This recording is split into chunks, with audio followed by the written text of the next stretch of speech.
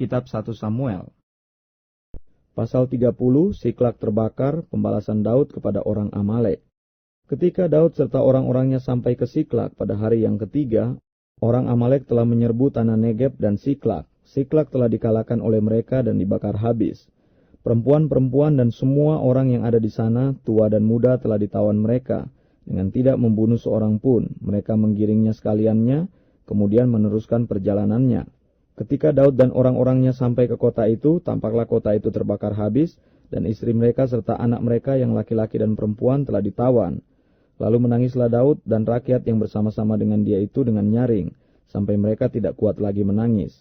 Juga kedua istri Daud ditawan, yakni Ahinoam perempuan Yisril dan Abigail bekas istri Nabal orang Karmel itu. Dan Daud sangat terjepit, karena rakyat mengatakan hendak melempari dia dengan batu. Seluruh rakyat itu telah pedih hati, masing-masing karena anaknya laki-laki dan perempuan. Tetapi Daud menguatkan kepercayaannya kepada Tuhan Allahnya. Lalu Daud memberi perintah kepada Imam Abiatar bin Ahimelek, bawalah efod itu kepadaku. Maka Abiatar membawa efod itu kepada Daud.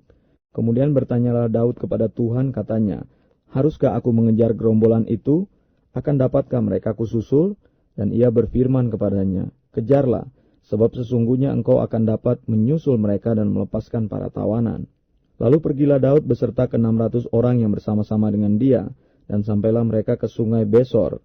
Sementara orang-orang yang mau tinggal di belakang berhenti di sana. Maka Daud melanjutkan pengejaran itu beserta 400 orang. 200 orang yang terlalu lelah untuk menyeberangi sungai Besor itu berhenti di sana. Kemudian mereka menemui seorang Mesir di padang lalu membawanya kepada Daud. Mereka memberi dia roti, lalu makanlah ia, kemudian mereka memberi dia minum air.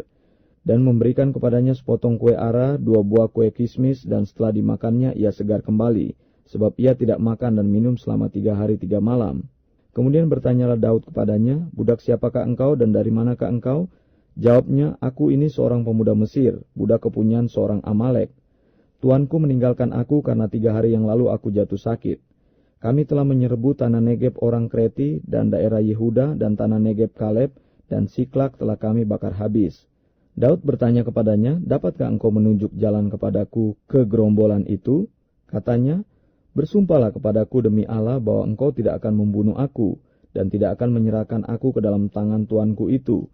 Maka aku akan menunjuk jalan kepadamu ke gerombolan itu. Ia menunjuk jalan kepada Daud ke sana dan tampaklah orang-orang itu berpencar-pencar di atas seluruh daerah itu sambil makan, minum, dan mengadakan perayaan karena jalan yang besar yang telah dirampas mereka dari tanah orang Filistin dan dari tanah Yehuda. Dan pada keesokan harinya Daud menghancurkan mereka dari pagi-pagi buta sampai matahari terbenam. Tidak ada seorang pun dari mereka yang lolos, kecuali 400 orang muda yang melarikan diri dengan menunggang unta. Daud melepaskan semua apa yang dirampas oleh orang Amalek itu. Juga kedua istrinya dapat dilepaskan Daud. Tidak ada yang hilang pada mereka dari hal yang kecil sampai hal yang besar, sampai anak laki-laki dan anak perempuan, dan dari jarahan sampai segala sesuatu yang telah dirampas mereka. Semuanya itu dibawa Daud kembali. Daud mengambil segala kambing domba dan lembu, semuanya itu digiring mereka di hadapannya serta berkata, inilah jarahan Daud. Ketika Daud sampai kepada ke-200 orang yang telah terlalu lelah untuk mengikuti Daud, yang telah dibiarkannya tinggal di dekat sungai Besor, maka keluarlah orang-orang ini menyongsong Daud dan menyongsong rakyat yang bersama-sama dengan dia. Daud mendekati orang-orang itu dan memberi salam kepada mereka. Kemudian mulailah berbicara semua orang jahat dan orang dursila di antara orang-orang yang ikut pergi bersama-sama dengan Daud itu. Katanya, karena mereka tidak ikut pergi bersama-sama dengan kita, janganlah kita berikan kepada mereka apa-apa dari jarahan yang kita selamatkan itu, kecuali kepada masing-masing mereka istrinya dan anak-anaknya, itu boleh mereka bawa dan biarlah mereka pergi.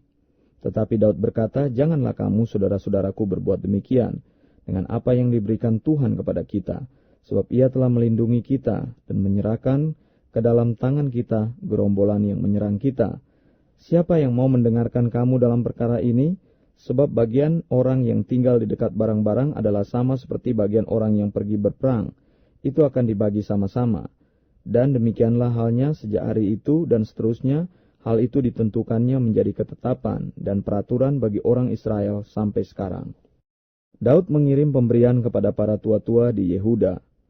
Ketika Daud sampai ke Siklak, dikirimkannyalah sebagian dari jarahan itu kepada para tua-tua di Yehuda, kepada teman-temannya dengan pesan, inilah pemberian kepadamu dari jarahan yang dirampas dari musuh Tuhan, yakni kepada yang di Betel, kepada yang di Ramot di tanah selatan, kepada yang di Yatir, kepada yang di Arur, kepada yang di Sifmot, dan kepada yang di Estemoa, kepada yang di Rakal, kepada yang di kota-kota orang Yerahmeel, kepada yang di kota-kota orang Keni, kepada yang di Horma, kepada yang di Bor-Asan, kepada yang di Atak, kepada yang di Hebron, dan kepada segala tempat di mana Daud dengan orang-orangnya mengembara. Kitab 1 Samuel. Pasal 31, Saul mati. Sementara itu orang Filistin berperang melawan orang Israel. Orang-orang Israel melarikan diri dari hadapan orang Filistin, dan banyak yang mati terbunuh di pegunungan Gilboa. Orang Filistin terus mengejar Saul dan anak-anaknya dan menewaskan Yonatan, Abinadab, dan Malkisua anak-anak Saul. Kemudian makin beratlah pertempuran itu bagi Saul, para pemanah menjumpainya dan melukainya dengan parah. Lalu berkatalah Saul kepada pembawa senjatanya, hunuslah pedangmu dan tikamlah aku, supaya jangan datang orang-orang yang tidak bersunat ini menikam aku dan memperlakukan aku sebagai permainan. Tetapi pembawa senjatanya tidak mau karena ia sangat segan. Kemudian Saul mengambil pedang itu dan menjatuhkan dirinya ke atasnya. Ketika pembawa senjatanya melihat bahwa Saul telah mati, ia pun menjatuhkan dirinya ke atas pedangnya, lalu mati bersama-sama dengan Saul. Jadi Saul, ketiga anaknya, dan pembawa senjatanya dan seluruh tentaranya sama-sama mati pada hari itu. Ketika dilihat orang-orang Israel yang di seberang lembah dan yang di seberang sungai Yordan, bahwa tentara Israel telah melarikan diri, dan bahwa Saul serta anak-anaknya sudah mati, maka mereka meninggalkan kota-kota mereka, lalu melarikan diri juga. Kemudian datanglah orang Filistin dan menetap di sana.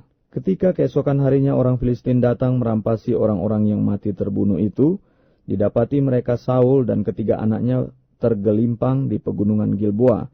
Mereka memancung kepala Saul, merampas senjata-senjatanya, dan menyuruh orang berkeliling di negeri orang Filistin untuk menyampaikan kabar itu di kuil berhalanya dan kepada rakyat. Kemudian mereka menaruh senjata-senjata Saul di kuil Asitoret, dan mayatnya dipakukan mereka di tembok kota Betsean. Ketika penduduk Yabes Gilead mendengar tentang apa yang telah dilakukan orang Filistin kepada Saul, maka bersiaplah segenap orang gagah perkasa, mereka berjalan terus semalam-malaman, lalu mengambil mayat Saul dan mayat anak-anaknya dari tembok kota Betsean. Kemudian pulanglah mereka ke Yabes dan membakar mayat-mayat itu di sana. Mereka mengambil tulang-tulangnya lalu menguburkannya di bawah pohon tamariska di Yabes. Sesudah itu berpuasalah mereka 7 hari lamanya.